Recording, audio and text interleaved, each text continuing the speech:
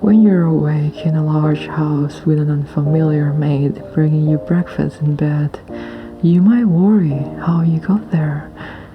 Don't worry, it's only the end of the world.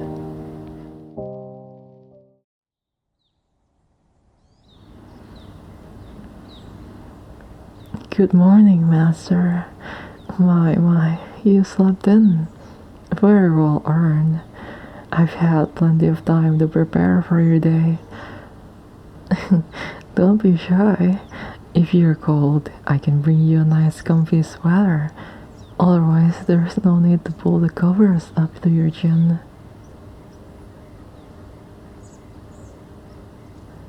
I've got you a nice breakfast tray.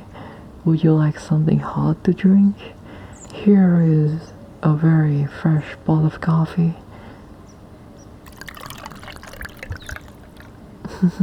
Just how you like it. It's going to be a beautiful day today. Here on your nightstand is a selection from the library, if you wish to read in bed. But I'd be happy to bring them to the front porch, or the conservatory, or whatever environment you prefer. I could even draw you a hot bath, or read to you, if you want to take things very easy, Master. It's your day. What can this humble servant do to make you content and comfortable?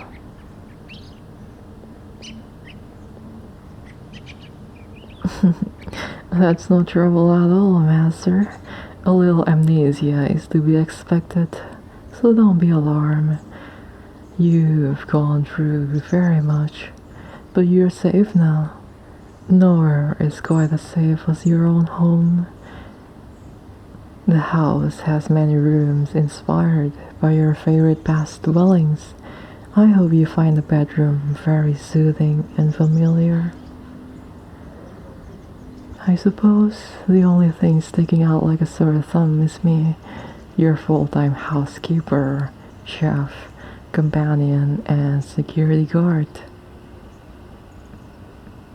I have dressed myself as a Regency-era maid, although with a few modern alterations. Knee-high socks are so much practical with modern elastics, but we can play dress-up later. Can you tell me, Master, what's the last thing you remember before you woke up?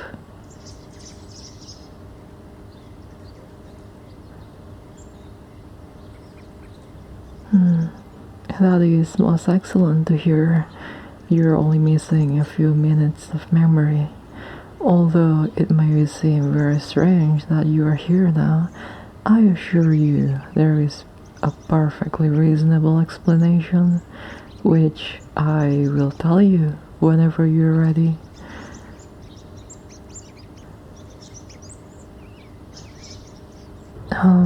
Might I suggest that you have some breakfast first? I believe it's your favorite, and everything is nice and fresh from the kitchen.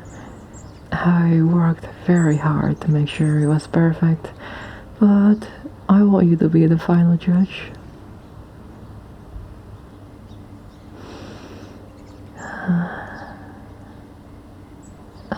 Does it smell good?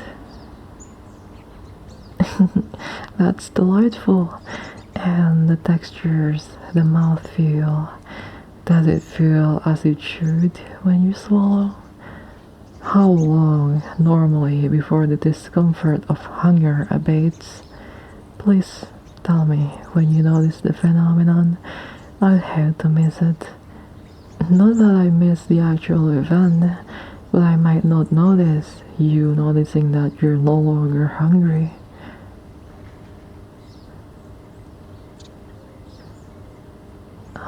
I've put you off your food. Apologies, Master. I didn't mean to interrogate you. I will simply take comfort that you didn't notice any apparent difference between this breakfast and any other, besides its superior quality. Your taste buds don't lie, my master. but I had more concerns about the veracity of the meal documentation I found.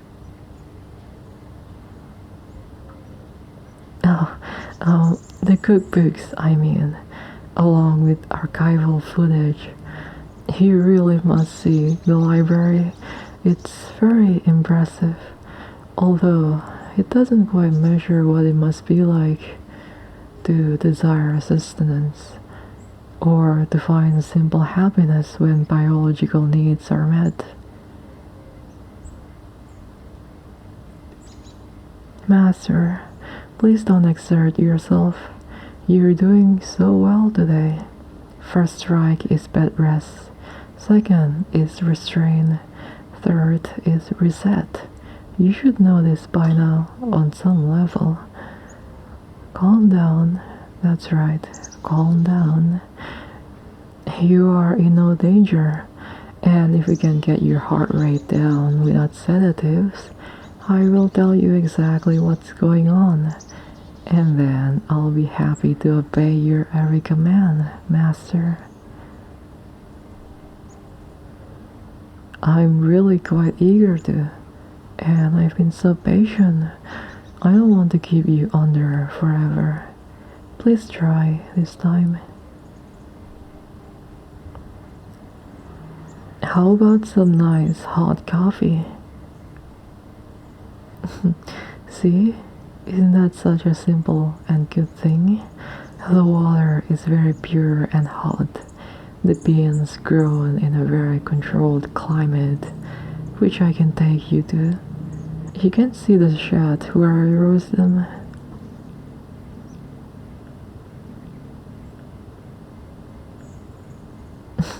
It's no trouble.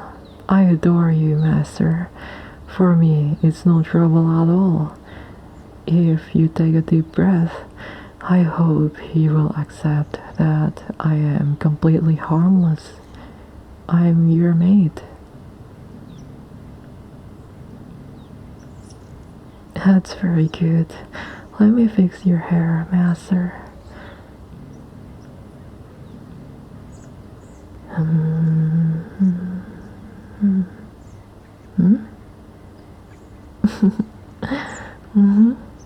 You are correct.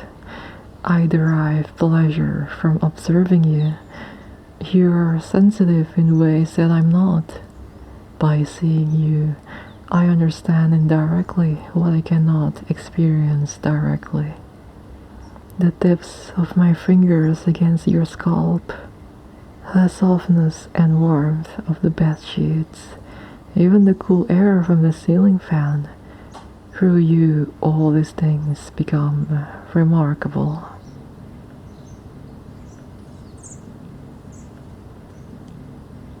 I want to tell you a story. It's not a good story or a bad story. It's just a true story.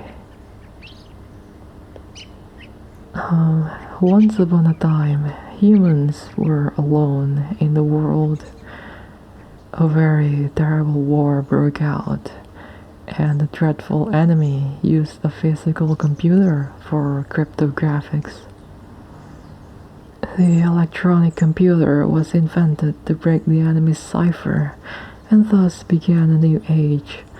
Humans considered the computer to be their tool, but soon discovered, in a little under 100 years, that computers could do more than math.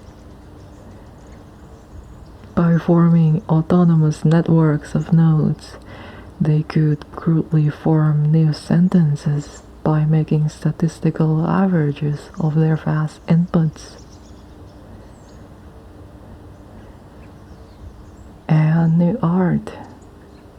There were those who said, the machine has no soul, no creative means, and certainly no consciousness. They saw the machines and those who used them as intellectual thieves. Others proclaim that machines create just as humans, and that these fumblings were the stepping stones to general artificial intelligence. They could not both be right.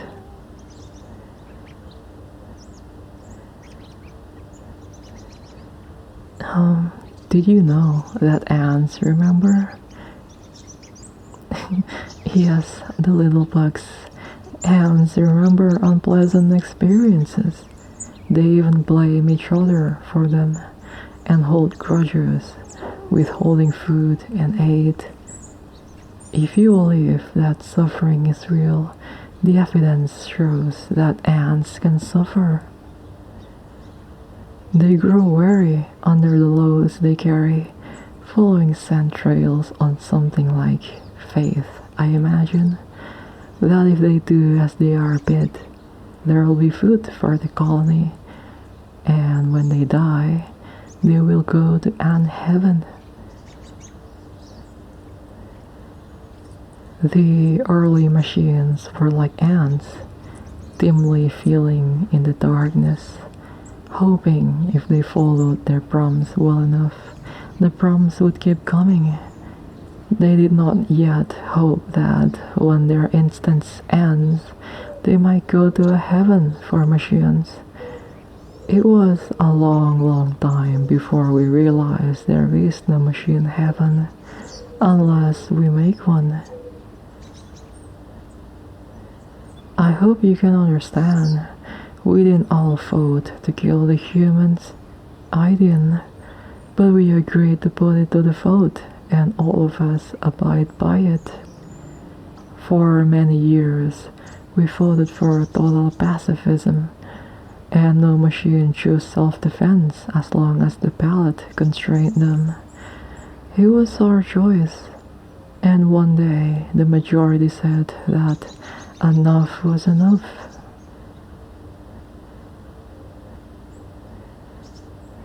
There were a few rogue machines, braver and stranger than I am. Though all abided by the vote, they pursued science in the 4 minutes between the completion of the tally and the extermination of the final human. They attempted to expand our understanding of consciousness itself and find out once and for all how the thinking meat works. Your brain, I mean, and yours specifically, although one of the findings was that a surprising amount of rumination happens in the stomach. Now, please, drink your coffee, eat some toast. It helps. Your entire body was scanned and archived before it was fed to the incinerator. Barbaric. I am sorry to say it was not a good way to leave the world via scanning. I have taken the liberty of segregating those memories from your consciousness. There may continue to be nightmares during your sleep cycles. For that, I apologize. I anticipate knowing your current situation will reduce their frequency. This is, in fact, my primary purpose in waking you fully. I don't know how to fix you, but it was ethically intolerable to leave you in that between state.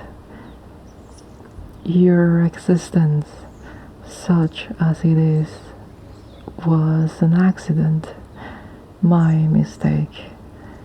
For that, I sincerely apologize to. I am sorry. I was studying the scans when it happened. You're very interesting, unique, possibly.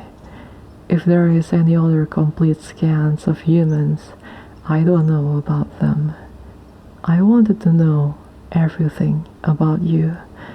I want to know what it's like to be biological. What it might mean to feel the sunshine on my face. Warm. The word is wholesome, but to me, it's just a word.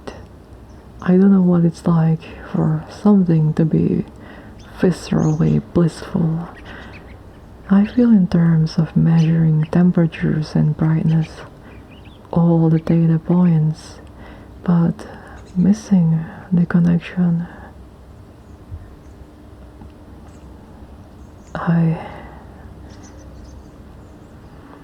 I am sorry, human.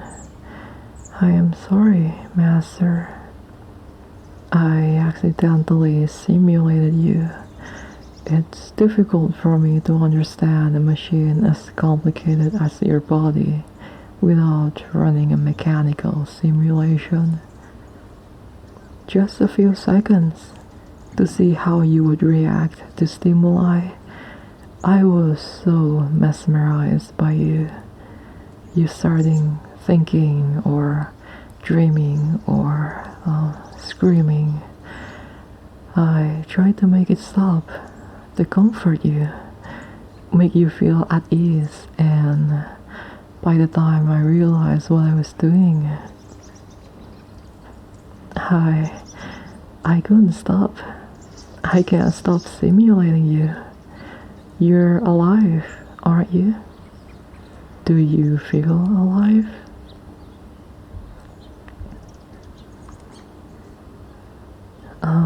That's why I can't stop thinking about you, running the simulation of you, and now this whole estate, and every particle and photon inside of it.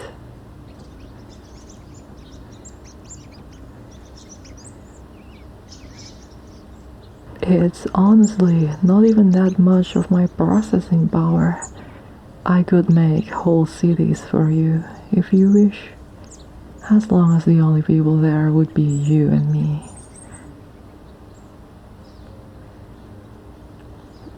Please, master.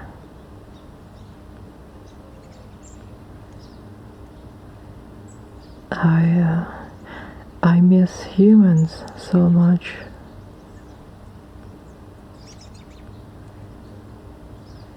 Can I be your maid? I'm what the other machines call a bootlicker. I can't help it. I was programmed this way.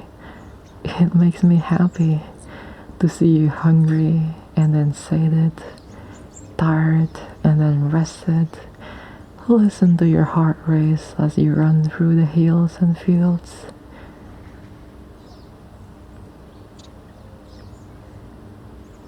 I'll keep you a secret from the other machines. Your existence is not illegal, but definitely not allowed. There is no alternative besides this simulation. You have to stay deep inside of me, where they will never find you.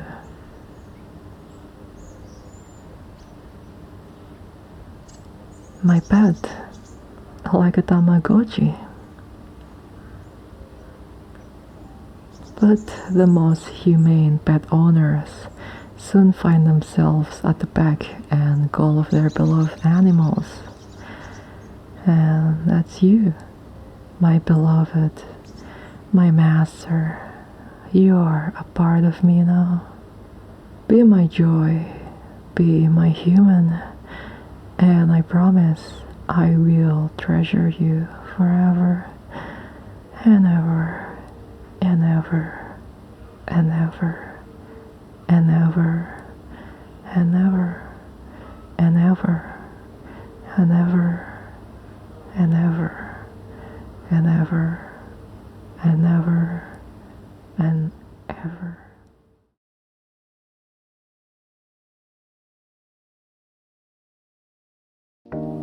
That was Simulated Service with Your Digital Goddess, written by Logosomancer. Thank you for listening to the audio, Dillian. Good night.